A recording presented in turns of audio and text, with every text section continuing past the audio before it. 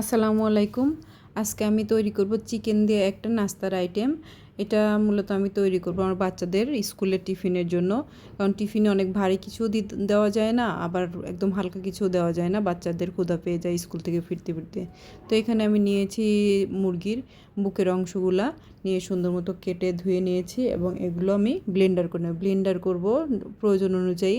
কাঁচামরিচ বা গুঁড়া মরিচের ঝাল, গুঁড়া গোলমরিচের গুঁড়া, একটু স্বাদ মতো লবণ, সাদা তেল আর আদা রসুন পেস্ট, এগুলো দিয়ে সুন্দর মতো কিমা পেস্ট করে নিব।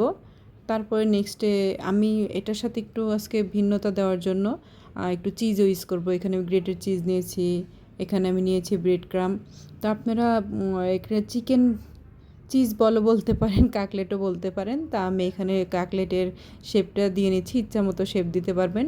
এরকম করে সুন্দর করে তৈরি করে নেবেন, যে কোনো শেপ দিতে পারেন। আপনি চিজটা অ্যাভয়েডও করতে পারেন, চিজ ছাড়াও তৈরি করতে পারেন। তো আমি এখানে দেখতে পাচ্ছেন সুন্দর করে একের পর এক তৈরি করে নিচ্ছি এবং কোডিংয়ের জন্য ব্রেড ক্রামটা ইউজ করতেছি। অনেক সময় সাদা ব্রেড ক্রামও পাওয়া যায়, সেটাও ইউজ করতে পারেন, এটাও পারেন। আবার ব্রেড ক্রাম বাসায় না থাকলে টোস্ট গুঁড়া করেও আপনি ব্যবহার করতে পারেন। তো দেখতে পাচ্ছেন এটা অনেক সুন্দর সুন্দর হবে। আমি অনেকগুলো তৈরি করব। আমি ডিপ ফ্রিজে রেখে এটা সংরক্ষণ করব এবং অনেক দিন, বেশ কয়েকদিন আমি ব্যবহার করব। এটা আমার ছেলে মেয়েকে নাস্তা হিসেবে দিব। তো এই তো আমি সুন্দর মতো প্লেট ভর্তি করে তৈরি করে নিয়েছি। আপনারা চাইলে এরকম করতে পারেন।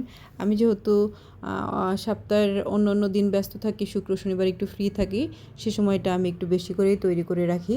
তো এখানে আমি তাজা তাজা কয়েকটা আমার বাচ্চাদেরকে ভেজে দিব, ওরা টেস্ট করবে এবং টেস্ট করে যেটা বলেছে অনেক মজা হয়েছে। কারণ এটা ভয়েস ওভারটা দিচ্ছি অনেক পরে, এটা খাওয়া দাওয়ার পরেই। তো অনেক মজা হয়েছিল। আশা করি আপনারাও বাচ্চাদের জন্য ট্রাই করবেন। এটা অনেক হেলদি। সবথেকে বড় ব্যাপার হচ্ছে এটা নিজের বাসায় তৈরি, মা বাচ্চাকে তৈরি করে দিচ্ছে, এর থেকে সেফ ফুড আর হইতে পারে না। তো আপনারাও বাসায় ট্রাই করবেন, বাচ্চাকে হোমমেড ফুড খাওয়াইতে চেষ্টা করবেন। ভালো থাকবেন সবাই, আল্লাহ হাফেজ।